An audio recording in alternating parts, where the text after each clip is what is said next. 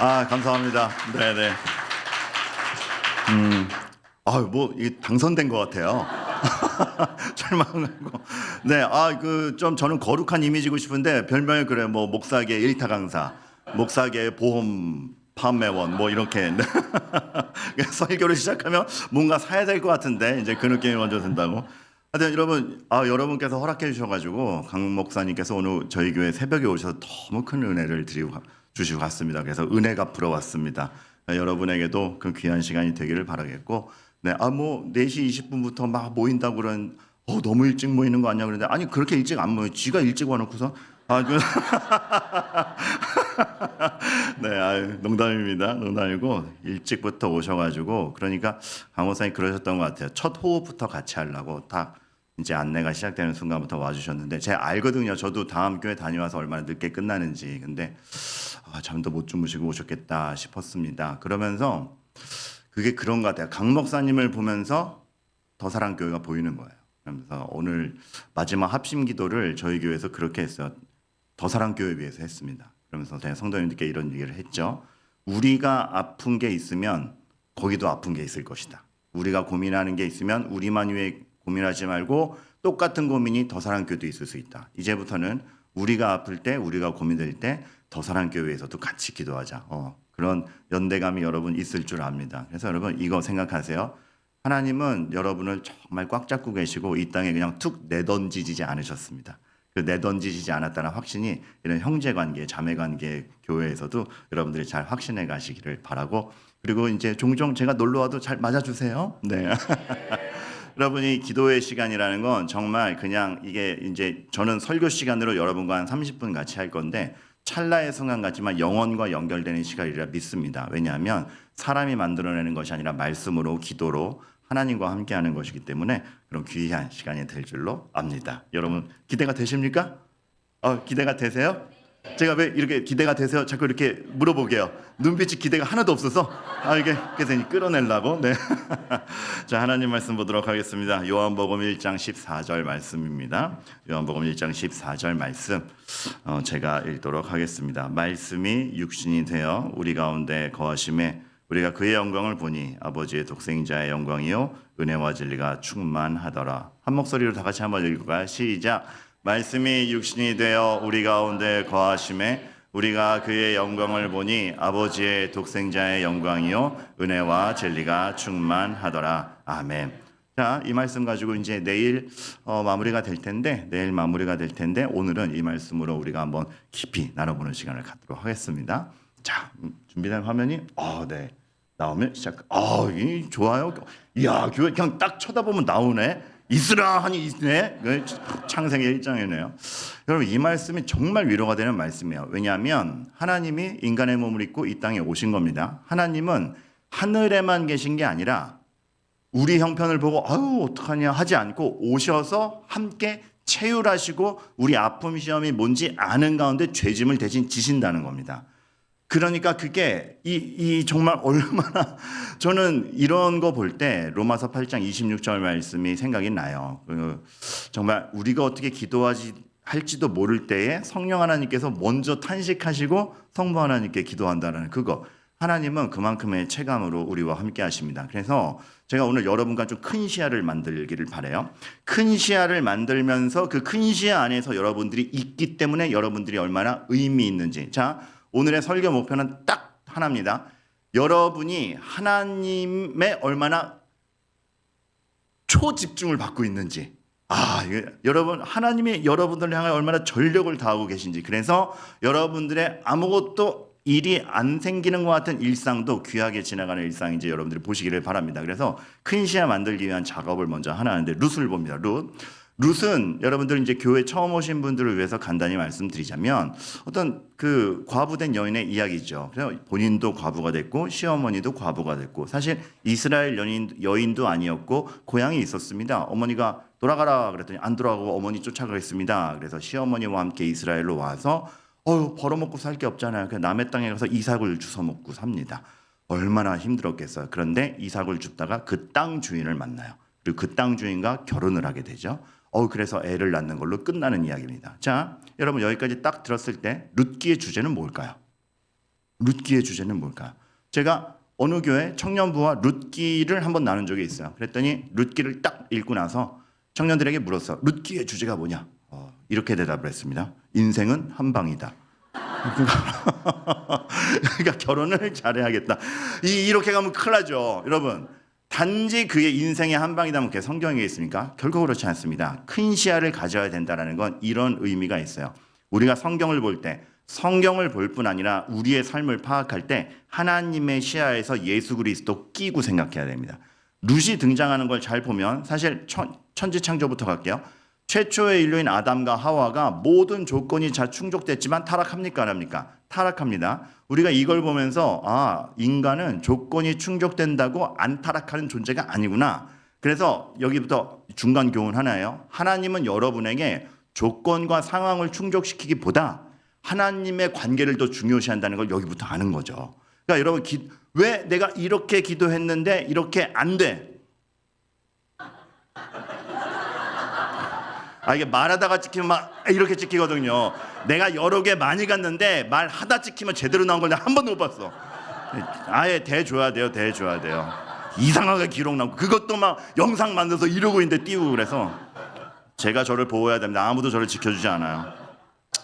아담이 타락하죠. 그래서 왜 하나님 내 기도를 안 들어주시네. 안 들어주시는 게 아니고 방향타가 다른 겁니다. 조건이 충족돼야 너희가 행복한 게 아니라 나와 함께 있어 행복하다를 알려주시는 거죠. 자, 그런데 이 큰 게 뭐냐면 인간이 한번 타락하고 나니까 하나님과의 관계가 끊겨서 노아부터 다시 시작했는데 다시 시작한다고 될 문제가 아닙니다. 본질상 진노의 자녀이기 때문에 그래요. 그러니까 노아 시대 이후에 바벨탑이 생기죠. 그래서 하나님이 아브라함을 딱 택해서 이스라엘을 만들어 가시는데 출애굽할 때 봐요. 선택받은 민족이라고 만전하지 않아요. 우상 섬기죠. 자, 그나마 모세랑 여호수아라는 걸출한 지도자들이 있었을 땐 그나마 괜찮았습니다. 근데 모세도 죽고 여호수아도 죽고 대혼란의 시대가 옵니다. 그때 하나님께서 너무 혼란하고 헤매고 방황을 하니까 12명의 판사를 보내주죠. 그 판사가 사사입니다. 그래서 그 판사들을 보내주시는데 그때 이제 유명하게 삼손이니 기드온과 300용사니 그렇죠. 근데 사사들이 파견됐을 때만 잠깐이지 계속 타락합니다. 그리고 그 교수님들은 이렇게 얘기해요. 이 지금 도표에 나와 있는 시대 중에 사사 시대가 제일 타락한 시대라고. 그러니까 점점 더 타락해 가는 겁니다. 그 사사 시대 때 살던 여인이 룻이에요. 룻은 정말 그 타락의 시대에 이스라엘 백성도 자멸할 위기에 처해 있는 그 시대에 이방 여인이 그래도 어머니 신앙 쫓아서 가볼래요 하고 이스라엘의 영내에 들어왔던 여인입니다. 이 여인의 삶의 조망이 다시금 보이죠. 다 생략하고 진짜 중요한 건 그거예요. 룻이 얼마나 효녀였냐, 얼마나 결혼을 잘했느냐 문제가 아니고 그렇게 이방 여인이 이런 죄악이 가득한 시대에서라도 하나님을 믿는 민족 안에 들어와서 그 은혜를 입었더니 오벳이라는 자녀가 태어났더라. 퀴즈. 오벳은 누구죠? 오벳은 누구의 할아버지? 그렇죠. 강 목사님 여긴 벌써 이렇게 역시 강 목사님 강 목사님은 모르는 눈치였는데 성도님들이 맞춰주셔가지고 강 목사님 잠깐 눈빛이 오벳은 다윗의 할아버지입니다. 그리고 우리가 알듯이 다윗의 자손을 통해서 예수 그리스도가 오죠. 여기서 정말 우리는 감동하지 아니할 수 없어. 인간은 타락을 반복합니다. 타락을 반복하는 인간의 그 역사 속에서도 하나님은 자신의 약속을 여전히 이어가고 있다라는 구원자 여자의 우선 예수 그리스도를 보내겠다라는 약속을 홀로 지켜가고 계셨던 겁니다. 우리가 자격이 있고 약속을 지키고 잘해서가 아니라 본인의 사랑과 본인의 의지와 본인의 은혜로 여러분 그 하나님의 사랑이 묻어있는 게 여러분입니다. 게다가 퀴즈. 예수님은 우리를 위해 오셨는데 하나님의 약속대로 오셨는데 십자가를 지시는 걸 기쁘게 지셨다 부담되게 지셨다. 지금 내 몇째 줄이라고는 얘기 안 해요. 입모양에 부까지 나왔었어요.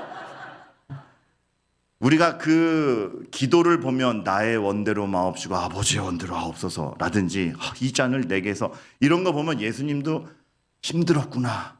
그렇게 기쁘진 않았구나 싶어요. 하지만 그건 육신의 고통으로서 그런 것이고 예수님의 진짜 마음은 이렇게 비견될 수 있겠습니다. 다윗이랑 예수님 이름이 나왔으니까 딱 비교해서 말씀드리면 여러분 다윗이 압살롬이 배반했을 때 아들이잖아요. 그런데 다윗이 어쩔 줄 몰라 합니다. 왜냐하면 왕으로서는 배신자니까 처단해야 됩니다. 나라 뒤집어 엎으려고 그랬잖아요. 쿠데타를 일으켰잖아요. 왕의 입장에선 처단해야 됩니다. 자식이잖아요. 아빠의 입장에선 살려야 돼요. 살려야 돼, 죽여야 돼. 장군들도 삐지죠. 아니 우리는 당신 위해서 목숨 바치는데 그렇게 얘기하면 어쩌란 말입니까? 어쩔 줄 모르는 사이에 뭐 하나 결정 확실히 짓고 있지 못한데 압살롬 죽죠. 그래서 사무엘상 18장 보면 펑펑 우는 게 나옵니다. 압살롬아 압살롬아 내 사랑하는 아들 압살롬아 내가 너를 대신하여 죽었더라면 극한의 슬픔이었죠. 근데 전 그 장면에서 이게 인간의 한계와 예수님의 사랑의 차이구나. 왜냐하면 전 그때 다윗이 예수님을 봤으면 너무 부러웠을 것 같아요. 왜요? 단지 내가 너를 대신하여 죽었다면이 아니라 진짜 대신 죽으실 수 있잖아요. 예수님. 전능.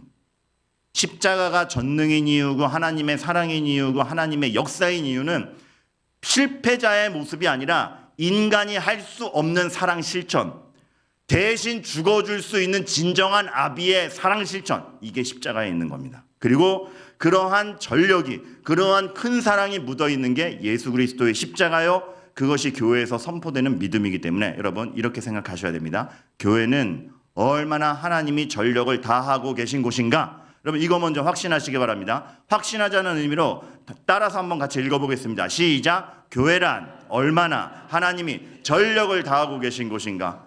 목사님 오늘 아무 일도 없었어요. 그날이 그날 같았어요. 나 이 모양 이 꼴로 그냥 와도 되나? 아무 기대도 없이 왔어요.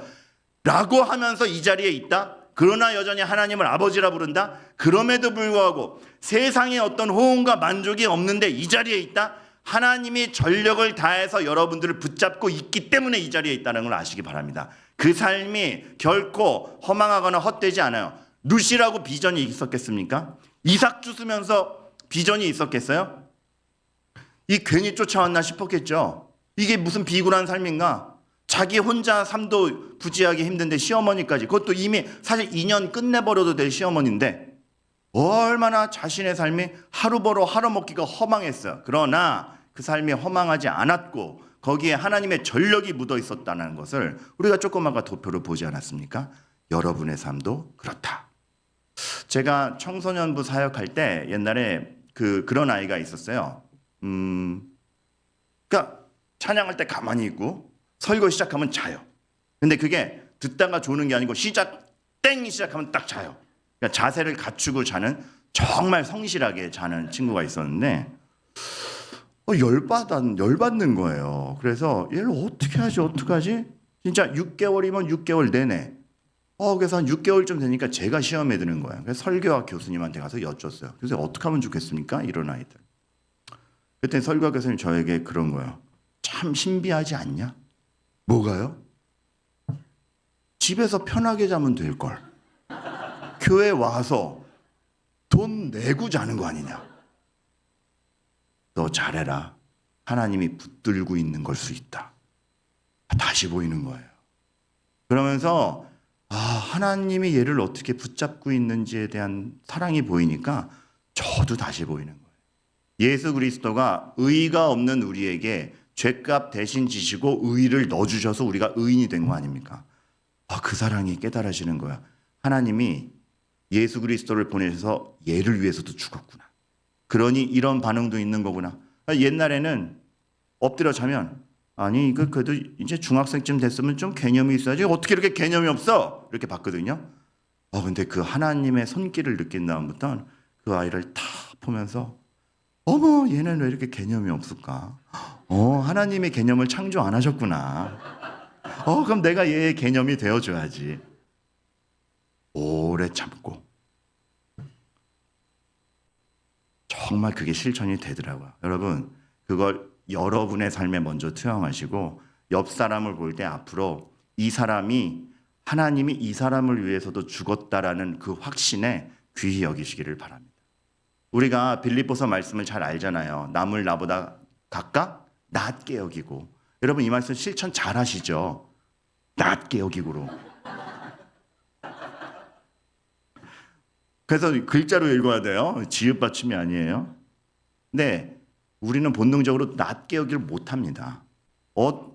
그 사람이 자격이 돼서 낮게 여기고가 아니에요. 예수 그리스도가 그를 위해 죽었기 때문에 낮게 여기는 거예요. 부모를 공경하라. 존경할 만한 모습을 보여야 공경하지. 그리스도께서 나보다 먼저 삶을 살게 한 분이에요.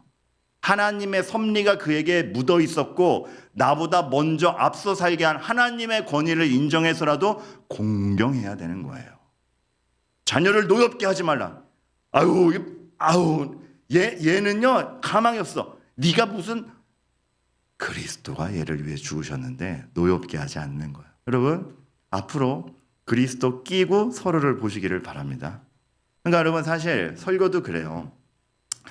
인생의 연수로 비하나 어떤 지식으로 비하나 저는 월 화요일에 왔던 김 교수님만큼 지식도 없습니다. 그렇다고 연륜으로 따져도 여러분 담임 목사님이나 지금 여기 보니까 몇몇 저보다 어리신 분은 별로 없고 다 저보다 제 25이니까 다 저보다 연륜으로 비교해도 제가 경험 연수가 딸린다고요. 그런데 여기 서 있을 자격이 있나?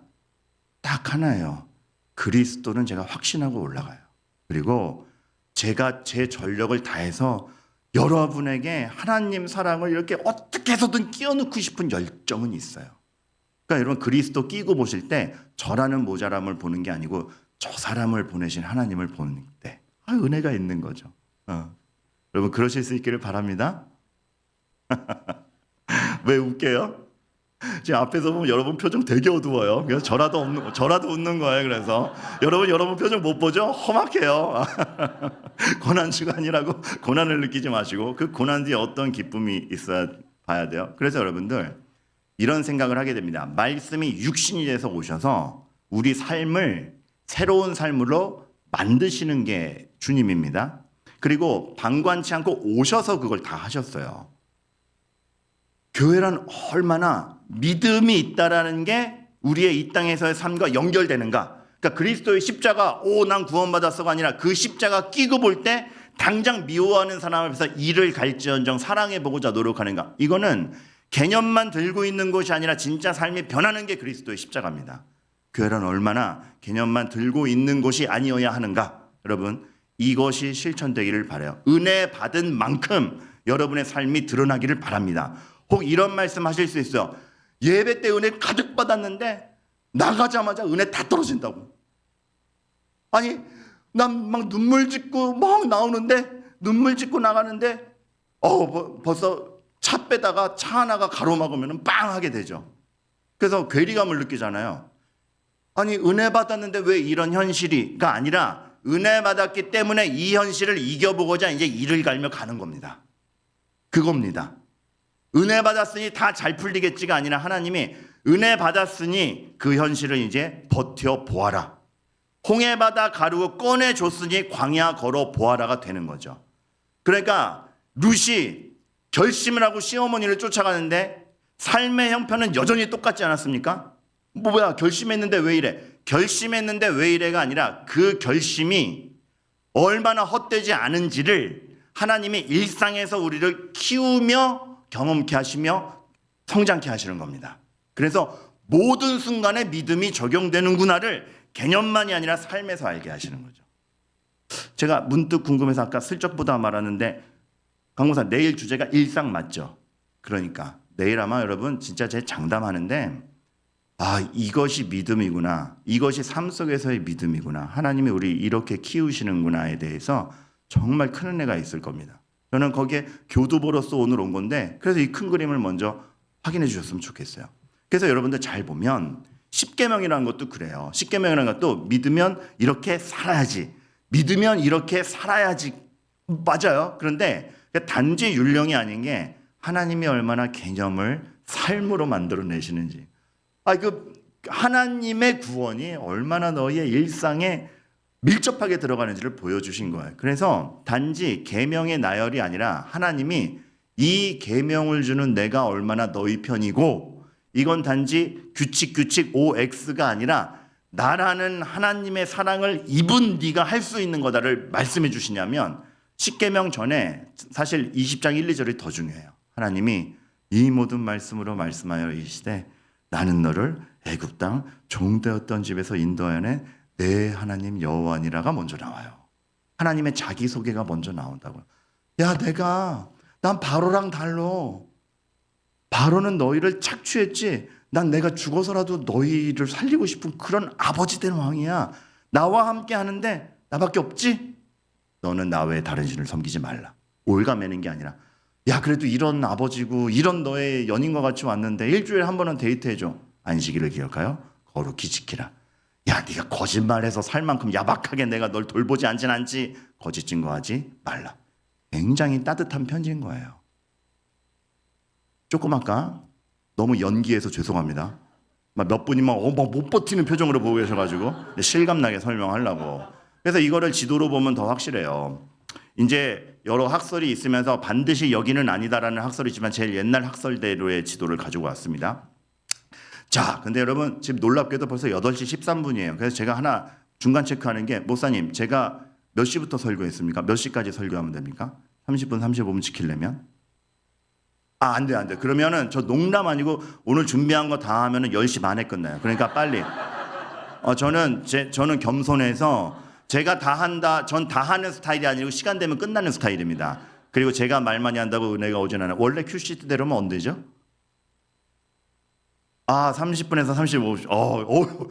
야, 김세훈 목사님 목소리가 갑자기 어둠 가운데 30분에서 35. 하나님의 음성인 줄 알았어요. 오케이, 제가 거기에 맞춰서 끝낼게요. 여러분들, 출애굽할 때 지도를 잘 보면 이 역사 자체가 하나님이 우리에게 신자의 삶에 대해서 너무 많이 가르쳐 주셨어요. 그래서 이제 애굽에서 홍해 바다를 가르고 가나안 땅으로 가는데, 자, 그럼 홍해 바다 어디 있죠? 여러분, 이제 이 교회는 그게 되겠다. 이제 여러분 교회 구조면은 되는 거라 제가 알려드리는데, 나중에라도 어떤 강사가 오셔서 지도 보면서 어디죠? 물어보면은 100% 맞추는 방법 알려드릴게요. 저 따라하세요. 손을 일단 화면을 향해 애매하게 드세요. 그리고 저 따라하세요. 손 들고 저 따라하세요. 저기요. 여러분, 저 홍해바다 어디 있죠? 맞아요. 어떻게 하셨어요? 그 다음에 홍해바다가 여기 있고, 가나안 땅 어디 있죠? 맞아요. 잘하셨어요. 여기 응용하신 분 있어요? 저기요 한번, 여기요 한번. 그렇게 총명하세요. 이 경로가 있는데, 제가 여러분 말씀드리고 싶은 건 이겁니다. 홍해바다 가르고 나오자마자 가나안 땅이었다. 아니죠. 홍해바다 가르고 자유다 했는데 그때부터 전쟁 시작입니다. 그러니까 이게 뭐지가 되는 거죠. 이게 뭐지? 왜 잘 먹던 리모컨이 왜 안 먹지? 네. 자, 될 때까지 하겠습니다. 갑자기 안 됩니다. 네. 짠. 왜 그럴까요? 좋아요. 됐어요. 김세훈 목사님 한번 째려보니까 되네. 전쟁. 믿고 난 다음에 약속의 땅까지 도착하기 전에 전쟁이 있다고요. 근데 전쟁을 왜 겪어야 돼가 아니고, 전쟁이 있어서 하나님이 우리 편이구나를 알죠. 본인의 죄도 드러나는데 죄를 씻을 수 있는 방편이 있다는 것도 드러나요. 그래서 보통 이제 성경 주석가들이 얘기를 하기를 애굽을 죄의 상징으로 봐요. 당황하지 않고, 네. 그리고 홍해바다를 구원과 세례로 봅니다. 그리고 바울 사도는 대놓고 홍해바다 갈라진 게 이제 세례받은 거라 그랬잖아요. 가나안 땅은 천국으로 해석하는 분도 있고 상급으로 해석하는 분도 있고. 근데 이제 그 해석은 이견이 있을 수 있지만, 중요한 건 분명히 하나님의 약속이 이루어지기 전까지 전쟁이 있다고요. 죄의 버릇이 있고 어려움이 있어요. 여러분, 안 믿는 사람과 똑같은 삶의 어려움이 우리에게도 똑같이 맞닥뜨립니다. 그리고 죄의 버릇이 있어. 난 믿고 난 다음에 죄가 생각도 안 나. 그 사람은 죄가 없는 게 아니고 뇌가 없는 거죠. 생각이 나고 우리가 죄의 버릇이 남아 있어요. 거기서 하나님이 십자가가 필요하다, 구원자가 필요하다, 하나님이 우리 편이다라 알려가시는 겁니다. 여러분, 신앙은 홍해바다 가르고 난 다음에 끝이 아니라 여러분의 일상으로 돌아가셔서 일상 받아내는 겁니다. 그리고 이 말이 무시무시할 수도 있지만, 내일의 설교 전하면 그게 더 은혜인 걸 알 것은, 하나님은 여러분이 자녀이기 때문에 내버려 두지 않고 키우기를 원하세요. 그래서 삶을 면제시키지 않습니다. 맞닥뜨리게 하십니다. 그런데 이제 하나님의 백성으로서의 맞닥뜨리는 삶이 얼마나 영광된지를 알려가시는 거죠. 사실 십계명이 주어질 때 전 어릴 때 이런 질문을 했어요. 바로의 손길로부터 벗어났죠. 하나님이 거기서 자유롭게 구해내셨어요. 근데 계명 주신단 말이에요. 아니 기껏 자유롭게 탈출시켜놓고 또 계명 주면서 이겨주켜라 하면, 저 옛날에 제가 실제 주일학교 때 했던 질문입니다. 왕만 바뀌었지 지배당하는 건 똑같잖아. 아니 왕만 바뀌었지 지배당하는 건 똑같잖아. 그럼 뭐가 이게 자유인 거야? 여러분, 우리 질문은 여기서 이렇게 바뀌어야 됩니다. 왕이 바뀌었지, 형편이 더 나아졌더라, 뭐 먹을 게 더 생겼더라, 이런 게 아니라 왕이 바뀐 게 제일 중요한 겁니다. 여러분들이 죄 가운데에서 죄의 노예가 돼서 아무런 소망도 없이 죽음으로 몰고 가던 바로 같은 왕이 아니라 여러분을 위해 오히려 죽으실 수 있고, 여러분들을 위해 전력을 다하시며 본인의 모든 전능함을 자기 자랑이 아니라 여러분들을 살리는 데 쓰시고, 여러분에게 약속을 주시며 약속을 이루어 가시고, 그 약속 가운데서 행하게 하시는, 우리에게 소망을 주시고 우리에게 믿음 안에서의 비전을 주는, 그래서 살아가는 의미가 뭔지 알게 하는 왕이 바뀌었다라는 거에 우리의 삶에 가장 큰 변화가 있는 것이죠. 왕이 바뀌었습니다. 아버지가 생겼어요. 하나님 아버지가 생겼어요. 그리스도의 십자가 덕분에. 그러니까 우리가 처음부터 얘기하지만 믿었는데 왜 이렇게 안 되가 아니라 믿었더니 하나님이 아버지다부터 시작하는데, 그 아버지가 생긴 일상이 기가 막힌 겁니다. 그 복을 여러분들이 알아가시기를 바라겠어요. 그래서 하나님은 십계명 주시면서도 자기소개하는 거예요. 자기소개. 야, 난 네 편이잖아. 여태까지 만나왔던 바로는 네 편 아니었지. 그때 나는 내 전력을 다해서 너희를 위해 쓰는 네 하나님 여호와다. 또 혼자 웃었죠. 미안해요. 제 딸이 그런 얘기예요. 아빠 설교하다 혼자 웃지 좀 마. 어색해 죽겠어. 이거 죄송해요. 근데 진짜 그 흐뭇해서 그래요. 저는 설교하다가도 와, 진짜 나에겐 아버지가 있지. 내 인생은 내던져지지 않았지. 사실 하나님이 애굽을, 그 당시 최고 강대국인 애굽을 이기고 딱 나왔는데 전혀 다른 나라, 진정한 번성을 보여주고자 하는 목적이 있었을 거 아닙니까? 그런데 거기에 좀 이따 설명하겠지만 딴 나라 같았으면, 제가 만약에 애굽을 이겨서 새 나라 만든다, 그럼 딱 만들자마자 땅 확보해, 야 군대 정비해, 정치 정비해, 애굽보단 나아야 될 거 아니야, 이렇게 갔을 거예요. 근데 하나님은 사람부터 만지십니다. 또 그랬어. 사람부터 만지세요. 너희의 다름은 국력의 외교력의 재산에 있는 게 아니고 나의 자녀라는 데 있다. 나를 아버지로 알아보는 백성이 되기를 바란다. 나의 앞에 예배를 드리는 백성이길 바란다. 군사력이 강한, 애굽보다 군사력이 강한 나라가 아니라 거짓 증거하지 않는 나라가 되기를 바란다. 이겁니다. 교회가 이 시대에 힘이 없어 보이고 초라해 보이는데, 초라해 보이는 것이 결코 초라한 게 아닙니다. 하나님은 구별된 백성을 너무나 잘 만들고 계세요. 그래서 십계명에 가만 보면 원래 모습에 대한 기대치인 거예요. 왜 이것도 지키고 이것도 지키고 이것도 지키래가 아니고 원래 모습에 대한 기대치인 거예요. 내 이웃을 내 몸과 같이 사랑하는 게 장착되었던 너희들은 부모 공경했고 간음하지 않았고 형제 사랑하기 때문에 살인하지 않았다. 살아가는 방편이 내가 원래 지어준 모습에서는 나를 신뢰하고 내가 너희의 삶을 책임지는 줄 알기에 거짓말하거나 도적질하거나 탐욕에 이끌려 살지 않았다. 원래 모습에 대한 기대치인 겁니다. 마음대로 못하게 하겠다. 뭐야? 너 하지 말고, 여기도 하지 말고, 주일엔 아무데도 가지 마. 이렇게 이해하면 되게 마음대로 못하게 하겠다가 아니라 너희들을 죄에 영향받는 채로 내버려 두지 않겠다. 정말 난 너희를 깨끗하게 하고 싶다. 이거죠. 그래서 십계명이 선포된 다음에 나라를 세워가는 거 보면 종의 제도부터 정리해요. 그래서 종을 어떻게 살려내는가? 싸움 생겨요. 싸움이 안 생기지 않아요. 전 결혼식 주례 때마다 그 얘기합니다.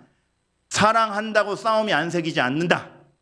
싸움이 없는 게 행복한 가정이 아니라 잘 싸우는 게 행복한 가정이다.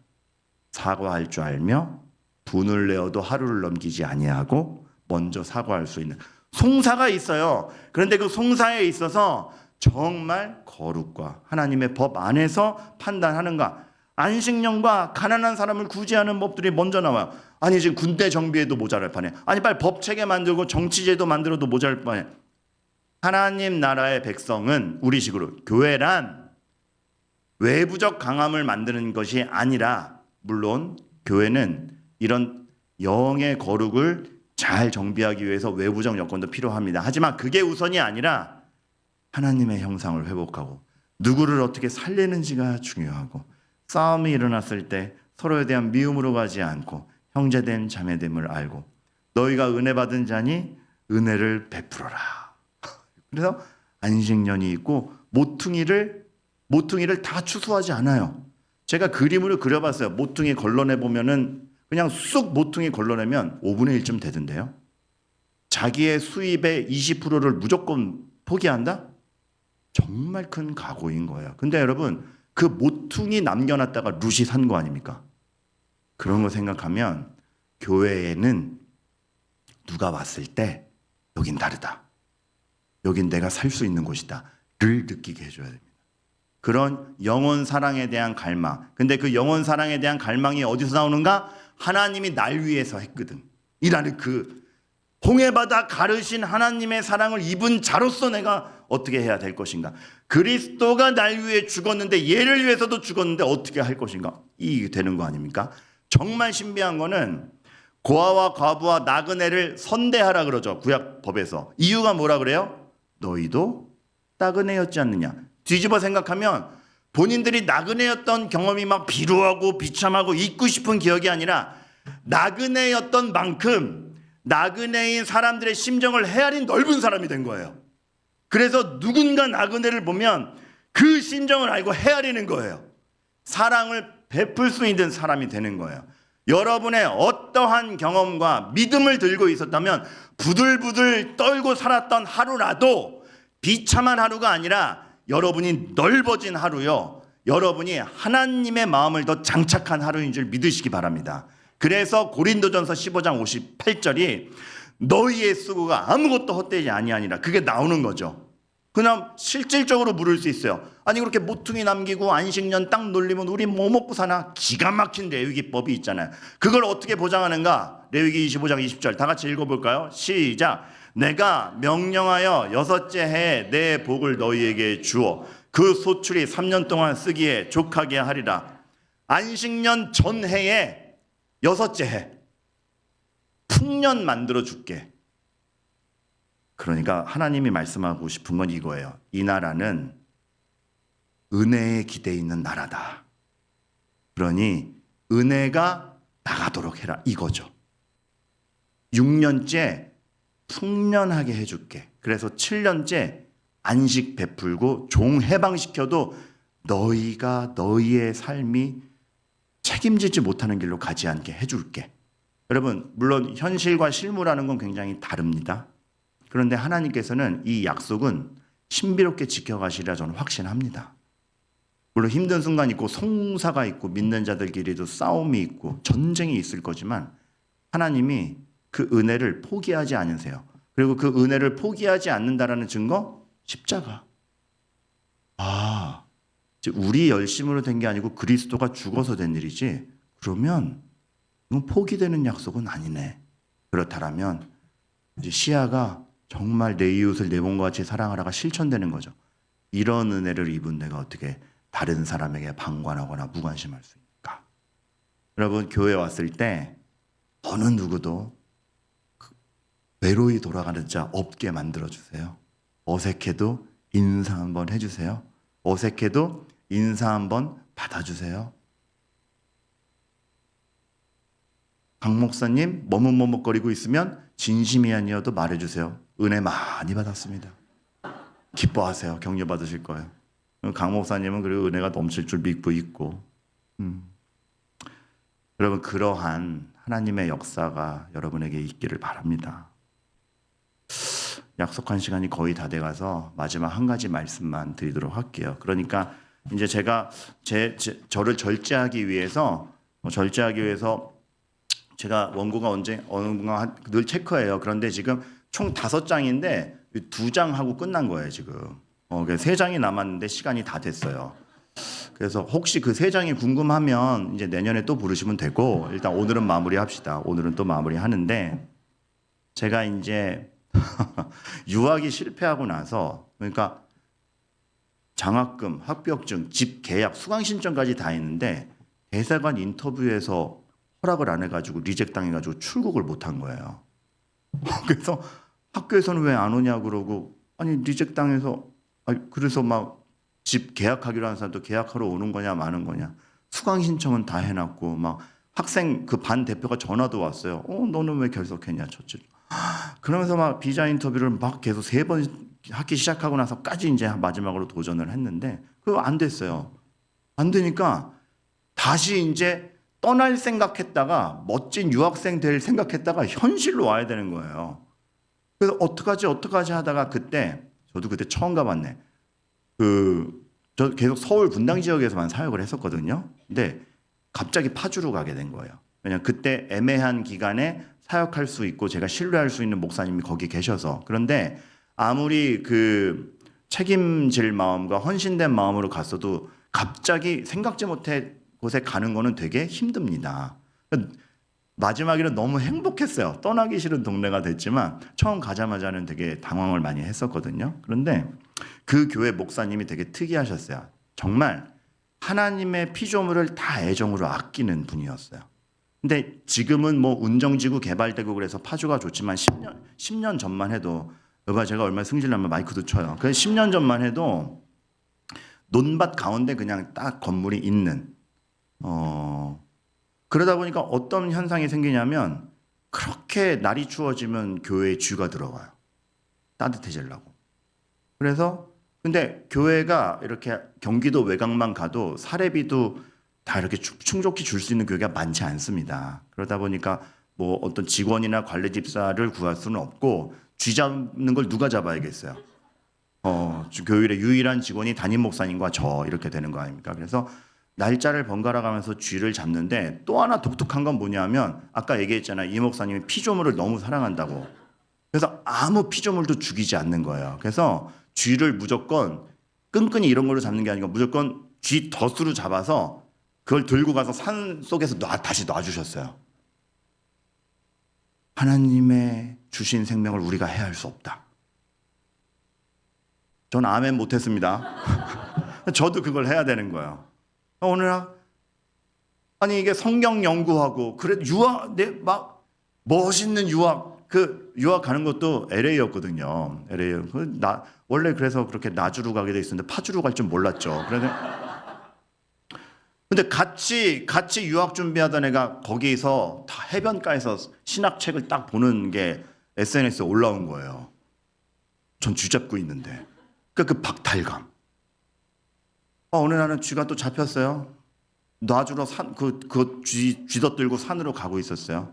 근데 갑자기 파주가 여러분 그 헤이리 마을이나 그런 마을은 예쁜 카페 많은 건 아시죠? 외부인이 그렇게 많이 놀러 와요. 쥐덧 들고 가는데 갑자기 외제차 하나가 낑 멈추더니 창문이 쫙 내려가더니 민근아! 고등학교 동창인 거예요. 아야 너 뭐해? 외제차 쥐덧. 이게 뭐냐? 아니 그 당시에 그 상실감과 하나님 저는 주 앞에 헌신된 자인데 이게 뭡니까? 그 항변.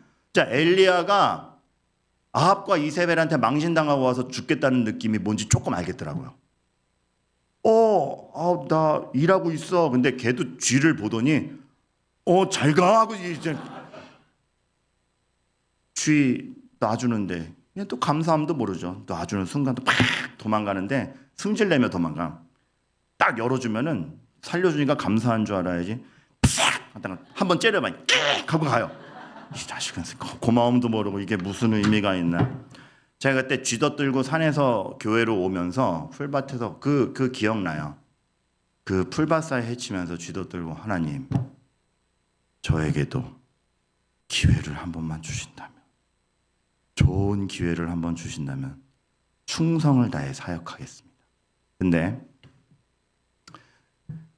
이 요한복음 1장 14절 말씀과 정말 우리를 위하여 비참한 지경에 오신 그리스도의 은혜가 생각나면서 하나님께서 그 자리에서 저에게 탁 주신 메시지가 있어요. 그 메시지를 말로 옮기면 이래요.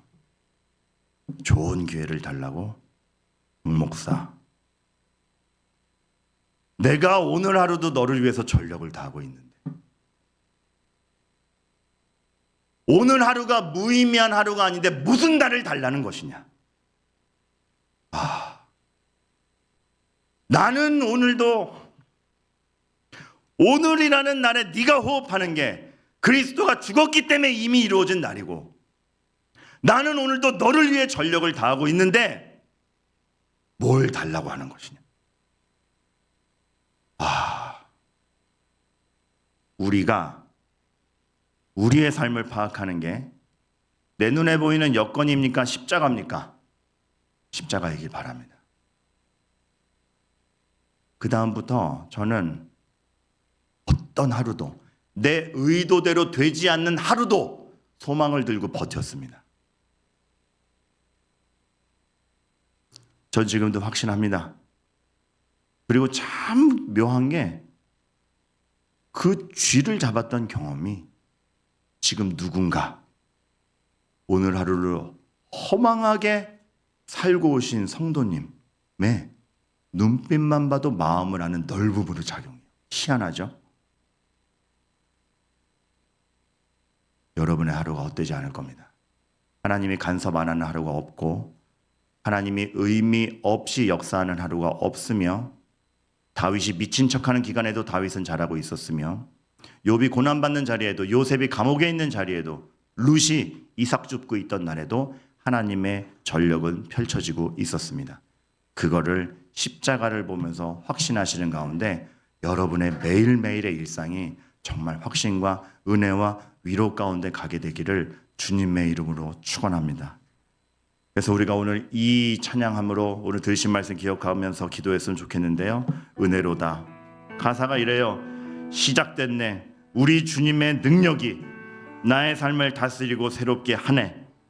자유 안의 죄와 사망으로부터 내 삶은 변하고 난 충만하네. 뭐 언젠가 잘 풀린 그 어느 날이 아니라 그리스도의 십자가를 믿은 순간에 시작된 겁니다. 그리스도의 십자가를 믿고 있는 오늘 시작된 겁니다.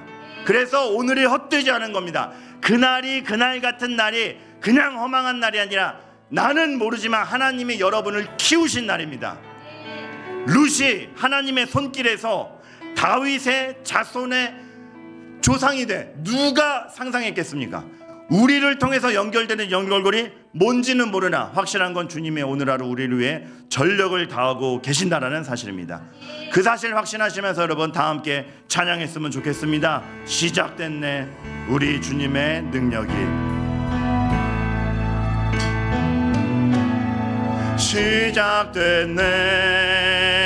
시작됐네 우리 주님의 능력이 나의 삶을 다스리고 새롭게 하네. 자유하네. 죄와 사망으로부터 나의 삶은 변하고 난 충만하네. 은혜로다 은혜로다.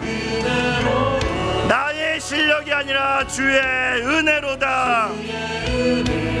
제한이 없고 한량이 없는